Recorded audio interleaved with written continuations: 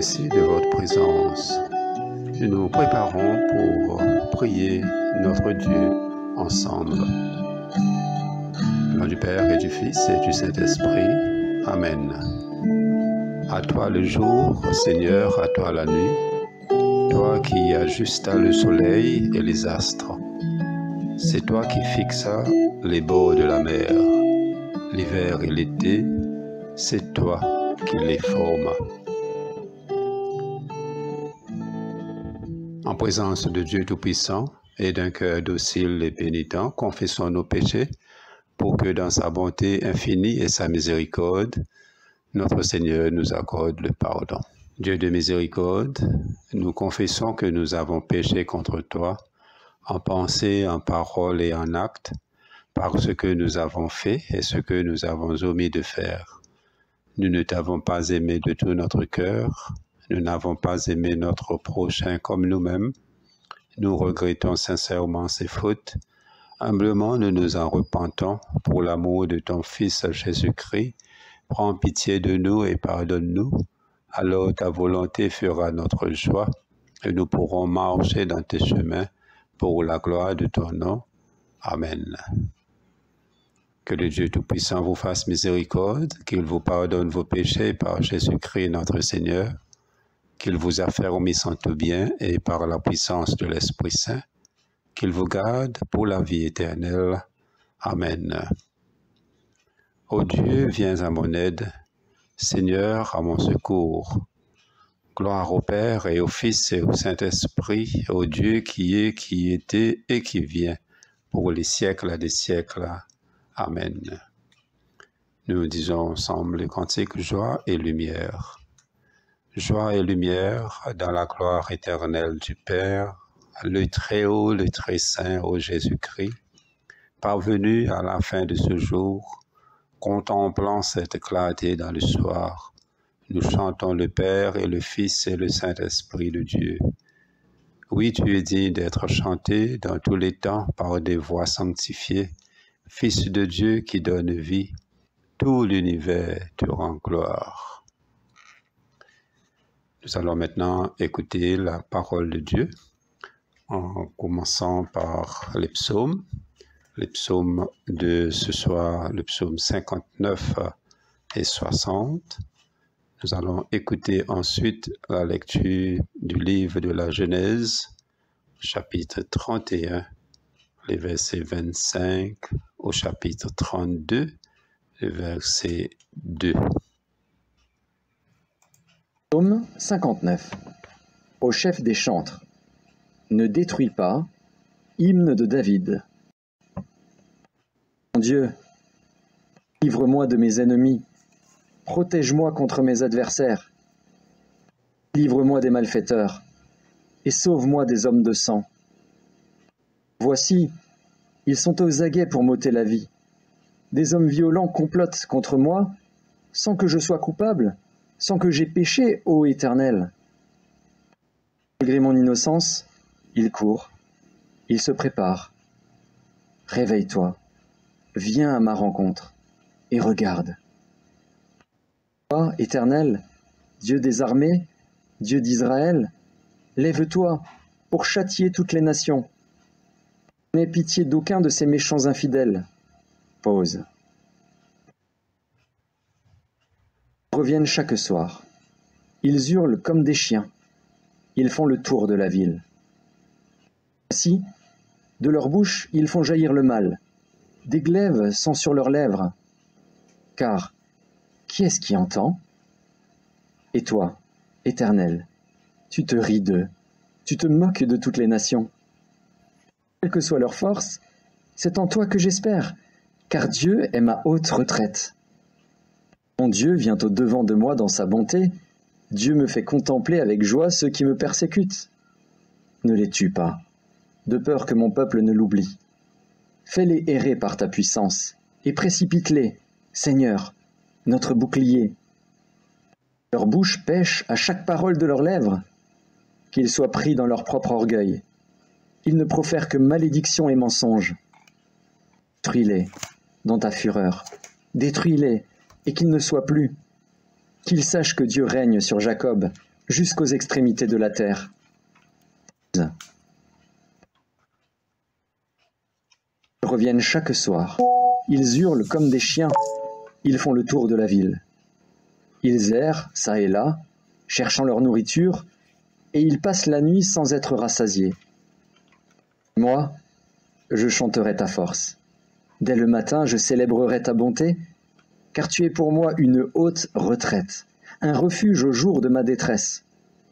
Ô ma force, c'est toi que je célébrerai, car Dieu, mon Dieu tout bon, est ma haute retraite.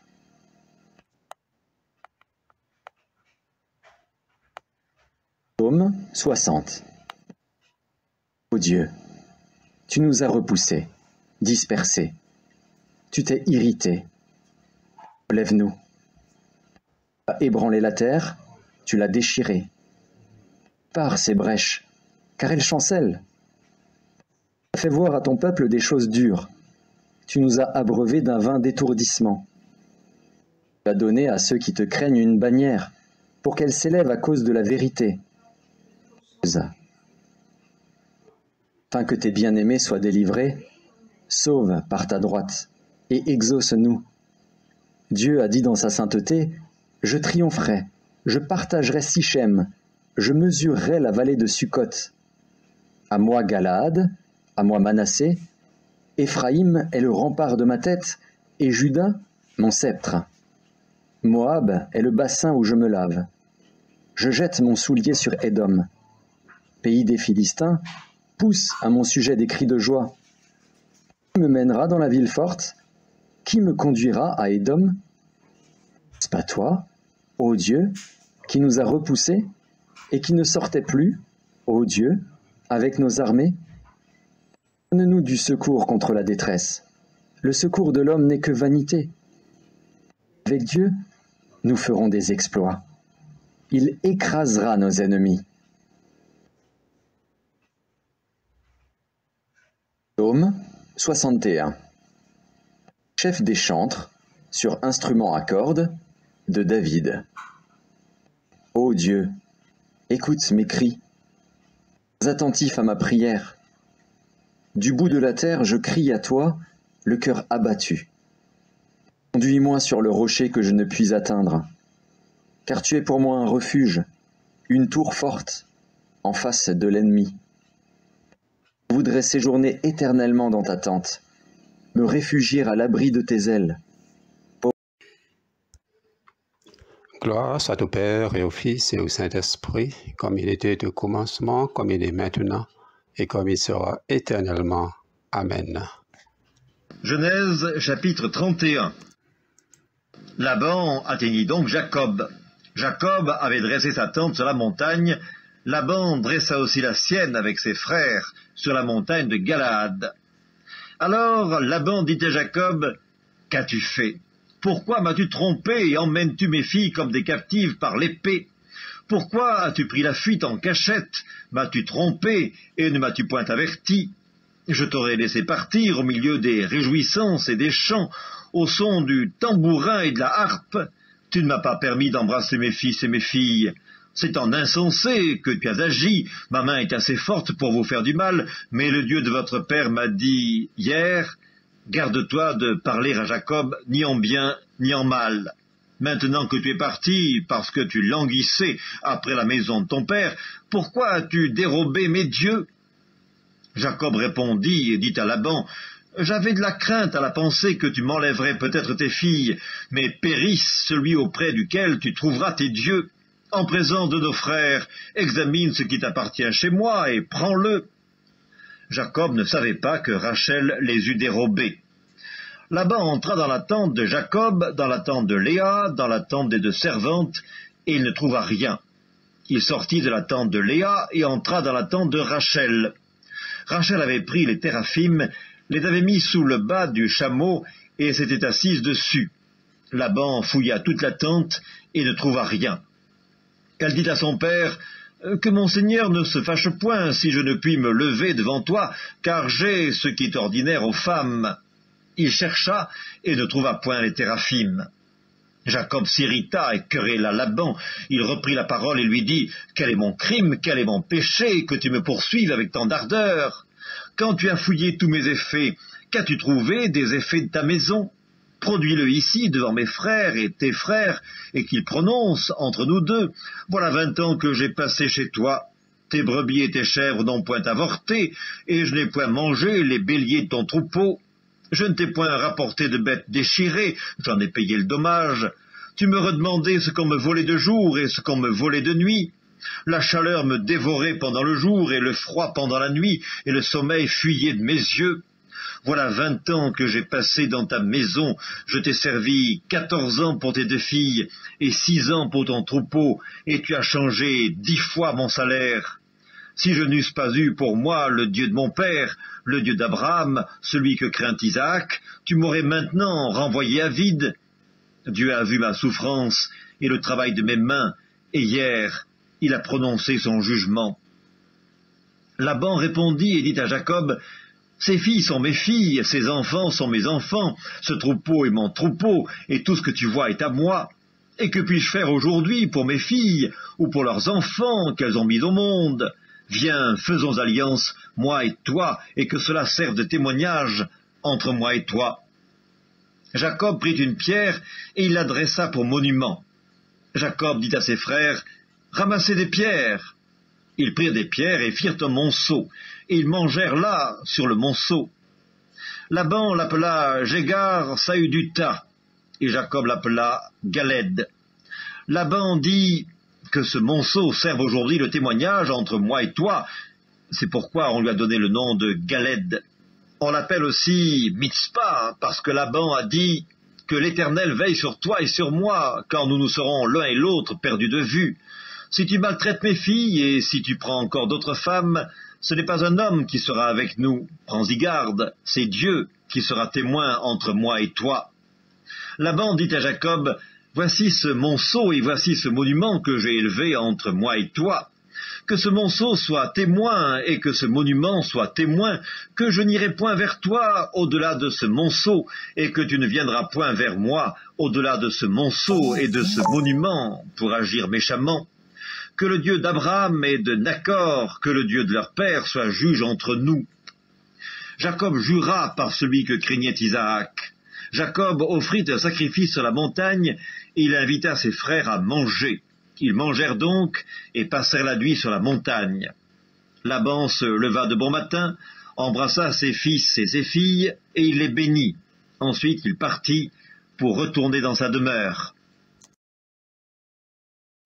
Lecture selon la lettre de Paul à Tite, le 1er chapitre. Paul, serviteur de Dieu et apôtre de Jésus-Christ pour la foi des élus de Dieu et la connaissance de la vérité qui est selon la piété, lesquels reposent sur l'espérance de la vie éternelle, promise dès les plus anciens temps par le Dieu qui ne ment point, et qui a manifesté sa parole en son temps par la prédication qui m'a été confiée d'après l'ordre de Dieu notre Sauveur. À Tite, mon enfant légitime, en notre commune foi, que la grâce et la paix te soient données de la part de Dieu le Père et de Jésus-Christ notre Sauveur. Je t'ai laissé en Crète afin que tu mettes en ordre ce qui reste à régler et que selon mes instructions, tu établisses des anciens dans chaque ville. S'il s'y trouve quelque homme irréprochable, mari d'une seule femme, ayant des enfants fidèles, qui ne soit ni accusé de débauche, ni rebelle, car il faut que l'évêque soit irréprochable comme économe de Dieu, qu'il ne soit ni arrogant, ni colère, ni adonné au vin, ni violent, ni porté à un gain déshonnête, mais qu'il soit hospitalier, ami des gens de bien, modéré, juste, saint, tempérant, attachés à la vraie parole telle qu'elle a été enseignée, afin d'être capables d'exhorter selon la sainte doctrine et de réfuter les contradicteurs. Il y a en effet, surtout parmi les circoncis, beaucoup de gens rebelles, de vains discoureurs et de séducteurs, auxquels il faut fermer la bouche. Ils bouleversent des familles entières, enseignant pour un gain honteux ce qu'on ne doit pas enseigner. L'un d'entre eux, le propre prophète, a dit « Crée-toi, toujours menteur, méchante bête, ventre paresseux. » Ce témoignage est vrai. C'est pourquoi reprends-les sévèrement, afin qu'ils aient une foi saine et qu'ils ne s'attachent pas à des fables judaïques et à des commandements d'hommes qui se détournent de la vérité. Tout est pur pour ceux qui sont purs, mais rien n'est pur pour ceux qui sont souillés et incrédules. Leur intelligence et leur conscience sont souillées. Ils font profession de connaître Dieu, mais ils le renient par leurs œuvres, étant abominables, rebelles et incapables d'aucune bonne œuvre. Parole du Seigneur. Nous rendons grâce à Dieu. Frères et sœurs, que le Seigneur nous éclaire dans la méditation de cette parole. Saint Paul, en adressant Tite, lui d'abord donne son salutation apostolique qui est très commun chez Paul. Ensuite, lui énonce l'autorité et la portée de son office apostolique. Saint Paul lui dit nous que son autorité, l'autorité qu'il est fin gagner pour prêcher la bonne nouvelle, c'est une autorité qui vient de Dieu. C'est pour cela qu'il dit Paul, serviteur de Dieu et apôtre de Jésus-Christ, au commencement même de sa lettre. Et donc, les causes de cet office qui lui a été confié. Et en confrontant de faux enseignements autour de lui, Paul lui prend toujours soin d'insister là où son appel divin à l'apostolat. Et il fait ça en contraste avec l'autorité de ce faux enseignant-là, une autorité qui finit auto-constituée. Il y en a un bon moment de doute et d'épreuve, là, quand le ministre de l'Évangile, les besoins rabattent lui-même sur l'assurance de son appel qui vient de Dieu. Et là, à ce sujet-là, le ministre de Dieu n'est pas capable de n'avoir aucun doute, parce que quand l'inzit son langue, la navire, il peut tient bon, malgré le mauvais temps, malgré la tempête. Et donc Paul, il debout ferme, son autorité divine qu'il gagne, comme celui qui proclame la bonne nouvelle de Jésus-Christ. Ensuite, Saint Paul met l'emphase sur l'espérance de la vie éternelle. Au verset 2, il dit nous, dans l'espérance de la vie éternelle. Et là, ça, l'espérance-là, l'apôtre Paul il réaffirme son désir et son objectif de faire avancer la foi du peuple de Dieu et sa connaissance plus complète de la vérité. Il dit aussi que l'Évangile fin promet depuis bien longtemps. et il finit enfin être révélé. Voilà qui nous lit au verset 2, ce que Dieu, qui ne peut mentir, a promis avant tout le monde ne commence, mais il a manifesté en son temps sa parole par la prédication. L'Évangile est là dans l'Esprit de Dieu avant même la création du monde.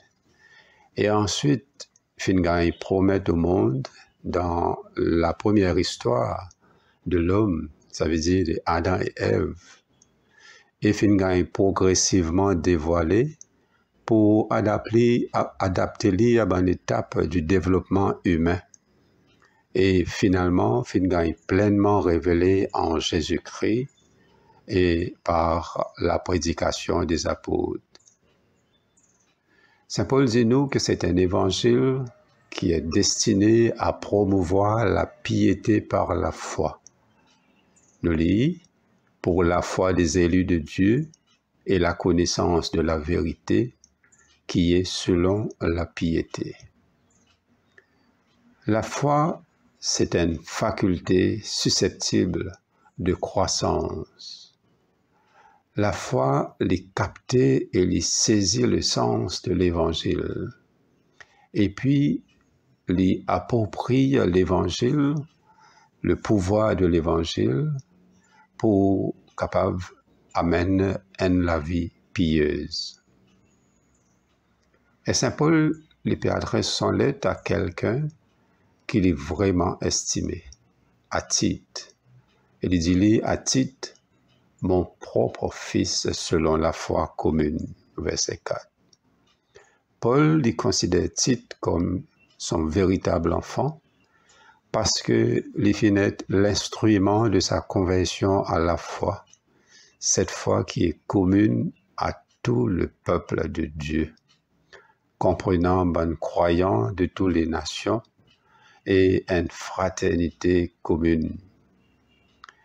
Les païens, aussi bien que bon juifs, sont inclus, pareil comme Tite lui-même était un païen, sont inclus dans cette foi commune. Saint Paul les considère son bon disciple, son bon converti, avec une affection inhabituelle. Et lui montrer par sa lettre-là qu'il intéresse lui profondément à notre progrès en grâce, mais aussi en utilité dans l'Église. Et alors, écoute la façon qu'il y adresse lui, par sa bonne mot, grâce, miséricorde et paix. C'est bonne parole de bénédiction qu'il lui donne à Tite au commencement même de son lettre. La miséricorde et la paix jaillit depuis la grâce. Et la grâce, c'est la source de toute bénédiction. Comme on a souvent entendu que la grâce, c'est quelque chose qui n'est pas mérité. La grâce est une faveur de Dieu.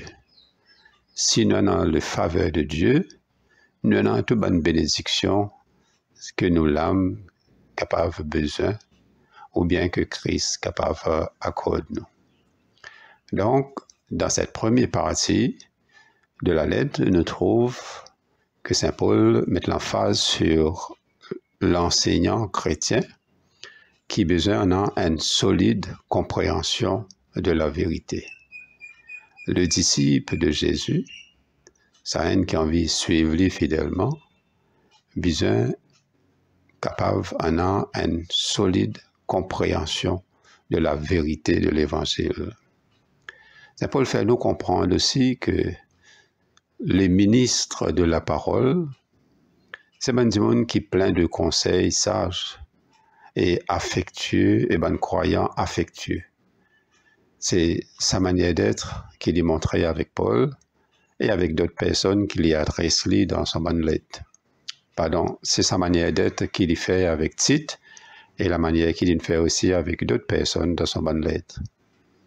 Et il montre nous aussi que il y en a une véritable courtoisie chrétienne à travers les bons vœux qui l'est envoyé aux autres.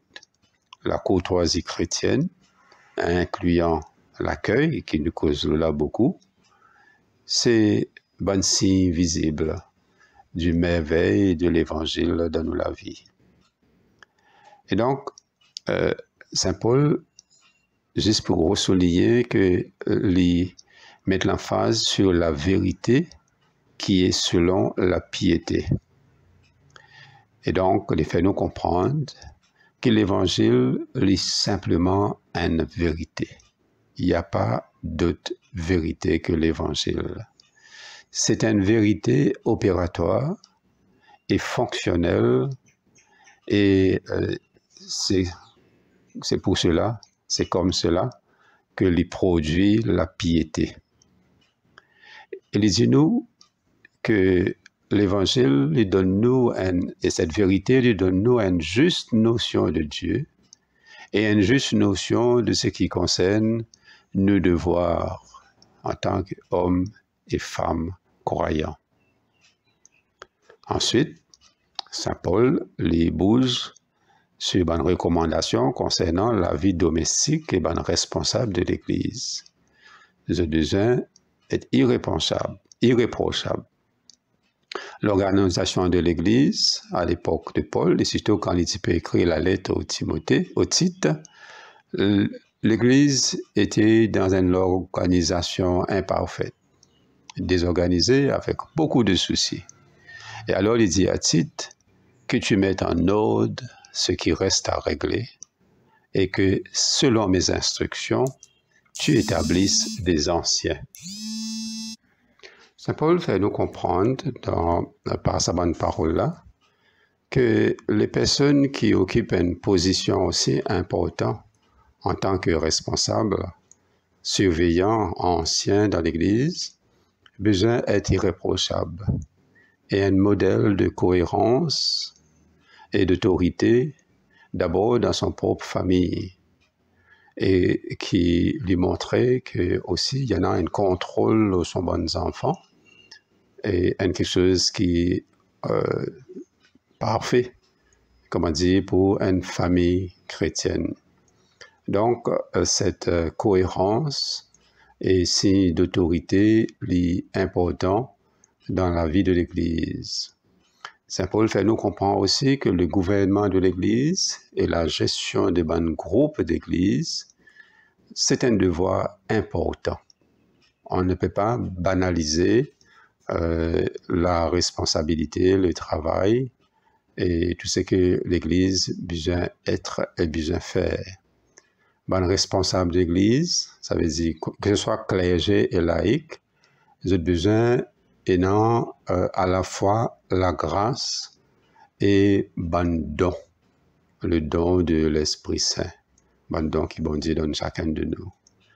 Souligner aussi Saint Paul que la prédication lui occupe une place prépondérante dans l'édification et dans l'extension de l'Église.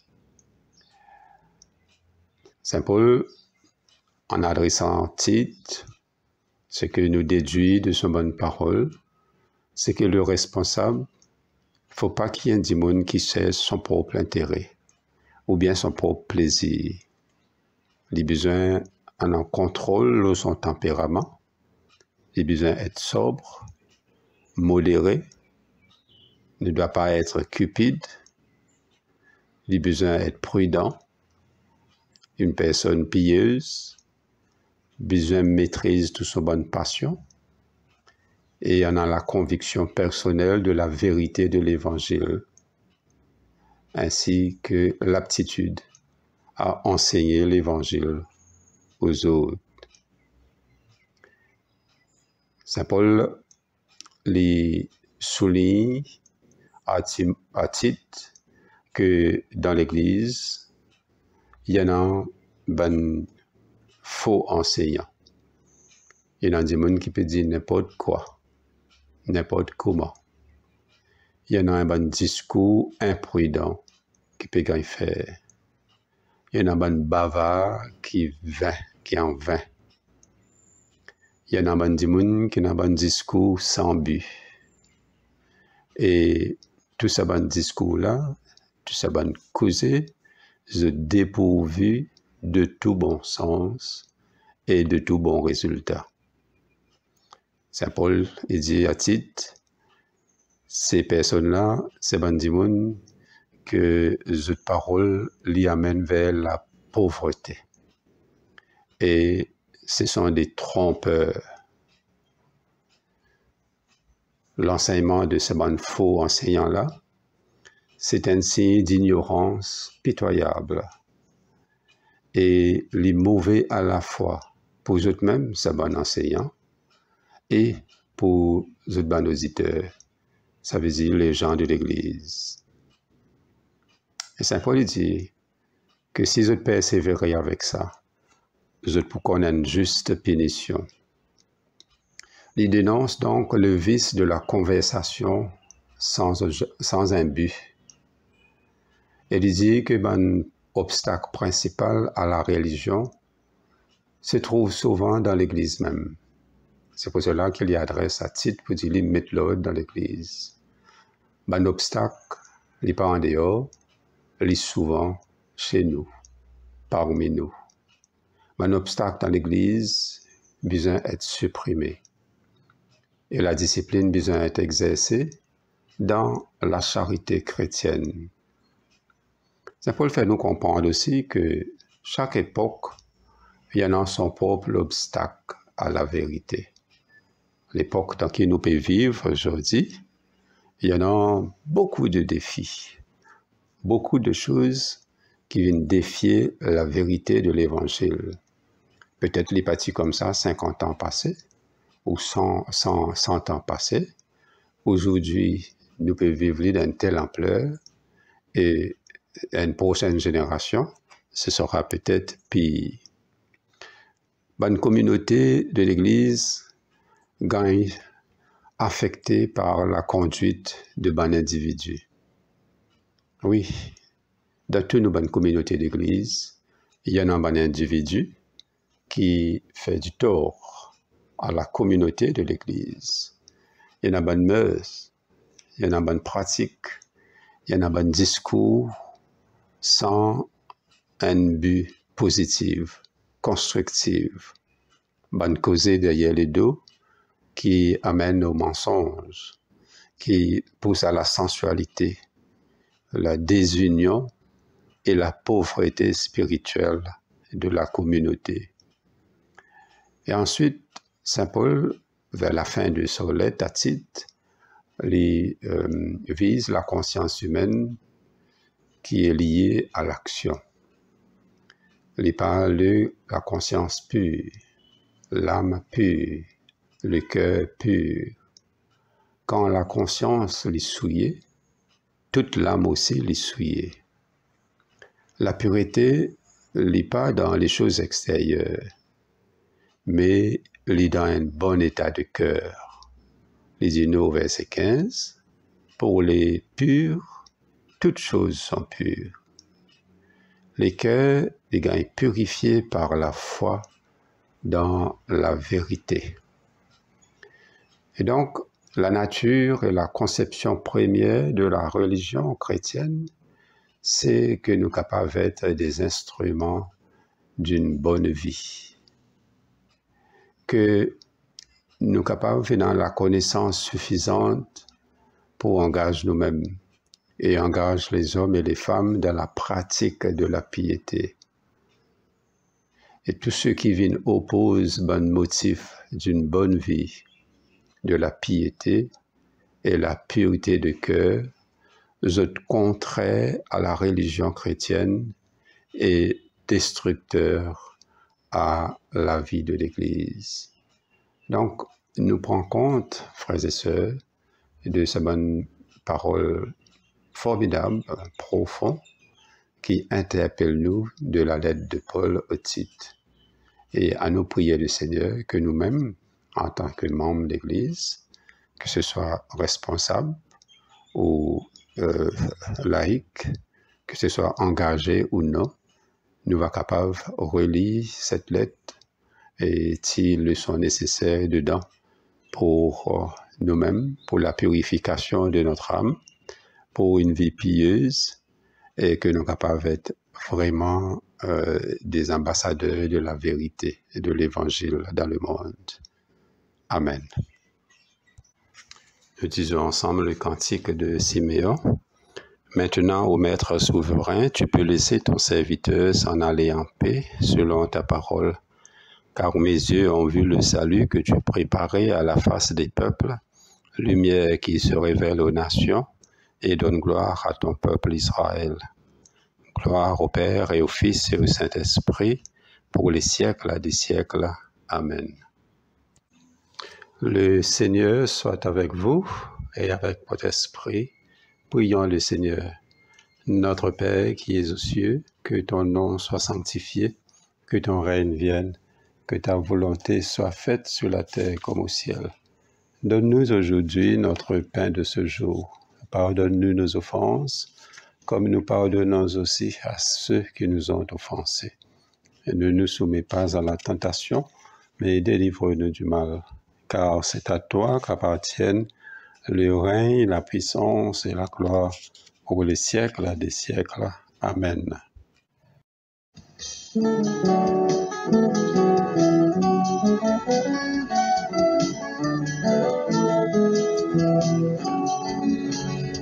Prie-toi, Seigneur, écoute-nous la prière. Prie-toi, Seigneur, exauce la prière. Prie-toi, prie-toi.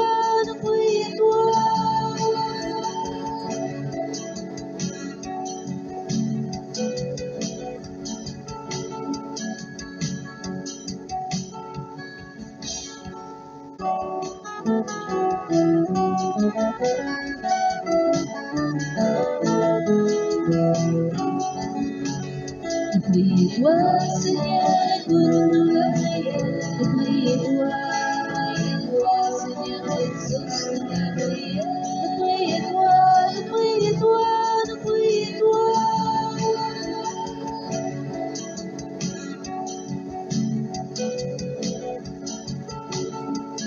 Prions le Seigneur. Seigneur, protège et fortifie ton peuple, qu'il soit porteur de ton amour et de ta vérité. Conduis les responsables des nations par ton esprit de sagesse. Bénis tous les peuples du monde. Donne-nous de partager les fruits de la terre et du travail, que disparaissent les inégalités entre les hommes. Libère les prisonniers, veille sur les abandonnés, prends la défense de tous les opprimés.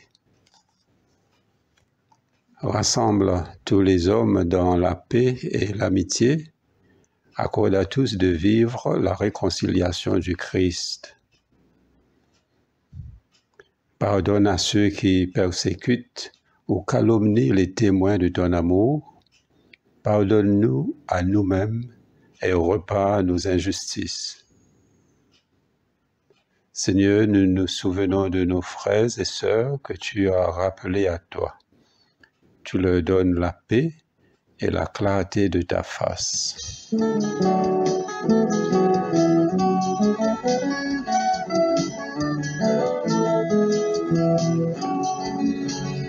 Prie-toi, Seigneur, écoute-nous la prière. Prie-toi, Seigneur, exauce la prière. Prie-toi.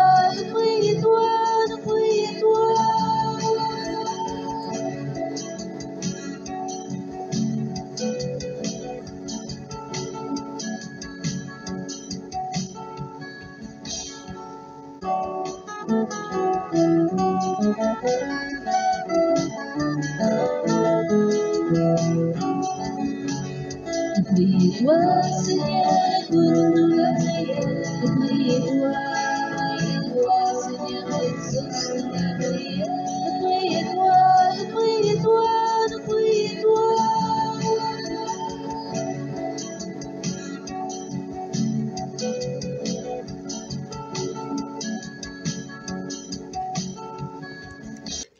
Père très aimant, tu veux que nous te rendions grâce de tout, que nous n'ayons d'autre crainte que celle de te perdre, et que nous nous déchargions de tout souci sur toi qui prends soin de nous.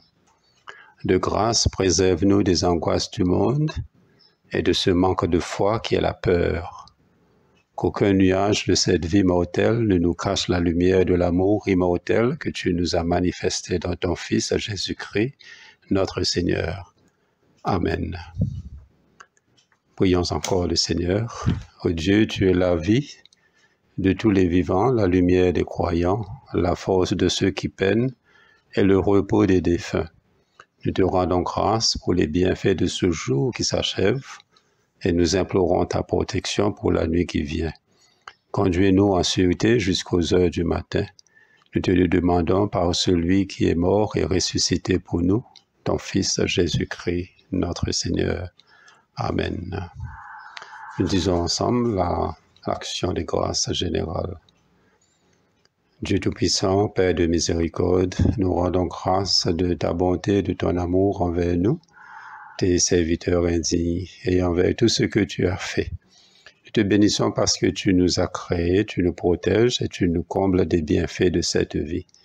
Mais surtout parce que dans ton amour inépuisable, tu as racheté le monde par ton Fils Jésus-Christ, et tu nous donnes les moyens de recevoir ta grâce et l'espérance de la gloire sans fin. Nous t'en prions, rends-nous sensibles à ta miséricorde, pour que nous te rendions gloire d'un cœur reconnaissant, non seulement de nos lèvres, mais par toute notre vie, en nous mettant à ton service et en marchant devant toi, dans la justice et la sainteté tout au long de nos jours. Nous te le demandons par ton Fils Jésus-Christ, notre Seigneur. Amen. Nous allons conclure ce temps de prière en disant la prière de Saint Jean Chrysostome. Dieu Tout-Puissant, toi qui nous as accordé la grâce de t'adresser d'un cœur unanime notre prière commune, tu as promis par ton Fils que lorsque 2 ou 3 se réuniraient en son nom, tu serais au milieu d'eux. Comble maintenant, Seigneur, nos désirs et nos vœux, selon ce qui nous est utile, et donne-nous en cette vie la connaissance de ta vérité, et dans le monde à venir, la vie éternelle. Amen. Bénissons le Seigneur. Nous rendons grâce à Dieu. Que la paix de Dieu qui surpasse toute compréhension, garde nos cœurs et nos pensées dans le Christ Jésus. Amen. Je vous remercie de votre présence et merci aussi de votre participation. Merci aussi à tous ceux et celles qui contribuent à la préparation et la diffusion de cette prière du soir. Que le Seigneur vous donne sa paix et vous rassure de sa présence toujours. Au nom du Père et du Fils et du Saint-Esprit. Amen.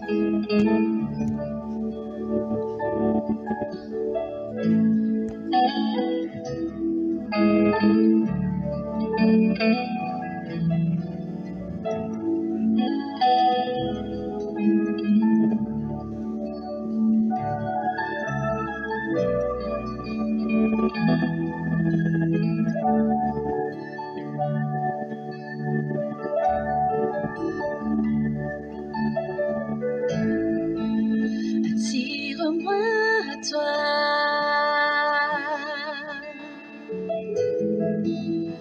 Ne me laisse pas. Je veux tout abandonner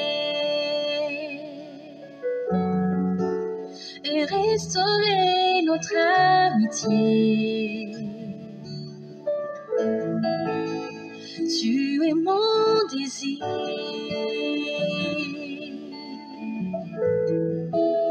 Je ne veux que toi.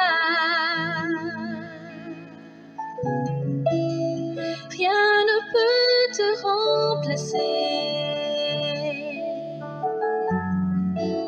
Dans tes bras je suis rassurée. Montre-moi la voie qui me ramène à toi.